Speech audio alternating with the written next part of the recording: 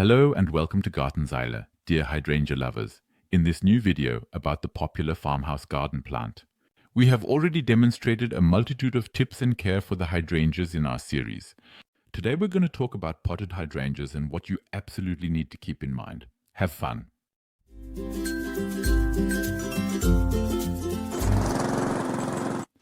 The hydrangea is the ultimate garden shrub for many people, but you can also keep the hydrangeas as potted plants. To do that, you need to know the basic things all hydrangea species have in common. Some of the things to note are they have a high water requirement, especially during flowering, and also they're very sensitive to waterlogging. They should be in a shady or at least semi-shady location. They don't like the blazing sun at all, and of course they want to have acidic soil. Basically, you can keep any hydrangea variety in a pot, as long as you pay attention to the things mentioned. However, there are increasingly more varieties that are specifically made for it and also do not have the usual sensitivities as pronounced.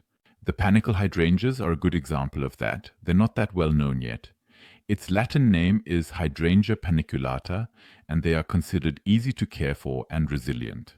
Due to the fact that the Riston mortensi flowers on new shoots and the buds are not already present on the shrubs during winter, they do not experience a major problem with late frosts.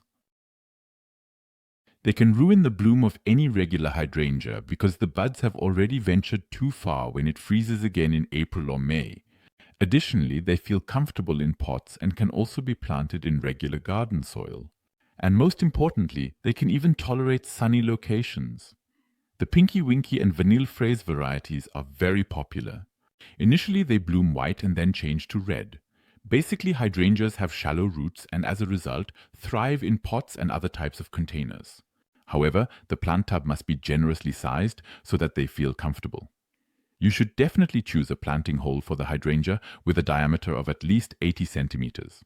Using too small plant containers is a common mistake when planting hydrangeas in pots. In the winter, the rootstock shouldn't freeze completely. If you have the opportunity, place the bucket next to a shaded, protected wall with an overhang. The hydrangea can also overwinter in a garage or something similar, but be careful. She must not dry out. Every now and then you gotta water the hydrangea. Finally, she also has rain and snow outdoors. Another common mistake is forgetting about the hydrangea in its winter quarters, causing it to quickly dry out. If she stays in the garden, you should offer her a protective coat. Wrap the pot in bubble wrap or felt. That also helps prevent freezing. But with all measures, it's really important that there's no waterlogging. You can, for example, place the bucket on top of some rocks so that any excess water can drain out. If your potted hydrangea is a farmer's hydrangea, it also needs some protection on the leaves. The best option here is a light fleece. Just like her colleagues outdoors, the potted hydrangea should be fertilized between March and mid-June. Alternatively, you can do it differently.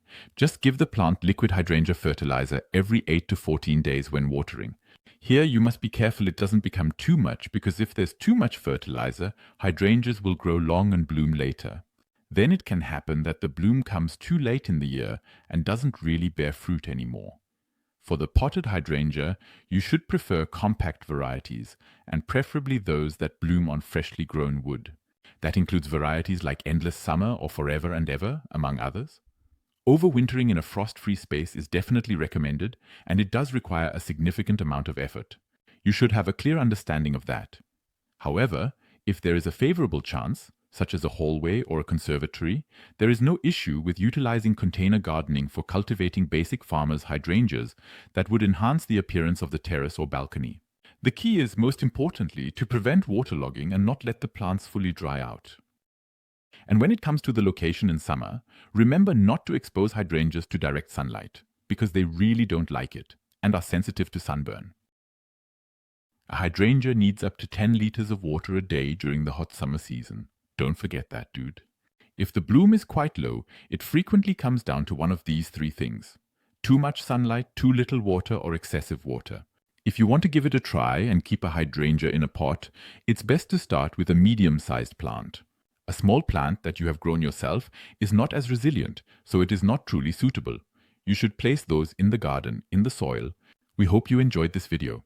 If you did, please subscribe so you don't miss any more videos from us. Thank you. Feel free to check out our other videos in the Hydrangea series. There, for example, it's all about multiplying and fertilizing correctly. Are you more of a fan of the written word and interested in the topic of gardening? Feel free to check out our gardening magazine at www.gartenzeiler.de. See you next time.